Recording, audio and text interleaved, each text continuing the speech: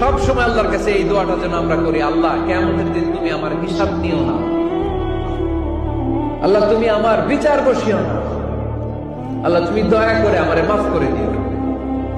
আল্লাহ যার বিচার করবেন ও জাহান্নামে যাবে, আর যার বিচার করবেন না সে জান্নাতে যাবে। আল্লাহ যদি বিচার করে আর পাই টু পাই হিসাব নেয়, নামাজ পড়লি না কেন, রোজা রাখলি না কেন, মিথ্যা বললি কেন, খাদ্যে ভেজাল দিলি কেন, মাছে ফরমালিন দিলি কেন, যৌতুক খাইলি কেন, ঘুষ খাইলি কেন, উল্টা পাল্টা করলি কেন, জিনা করলি কেন, একটার পর একটা প্রশ্ন বানে যদি সেই ভয়ঙ্কর দিনে আল্লাহ আমাদেরকে জর্জরিত করে, আমাদের কোন উত্তর আছে? সেদিন আমাদের বাঁচার কোন উপায় আছে? তাই আমরা সবাই আল্লাহর কাছে দোয়া করবো, আল্লাহ কোনো বিচার মানি না, কোনো বিচার করতে পারবো না, দয়া করবা। কথা কয় না?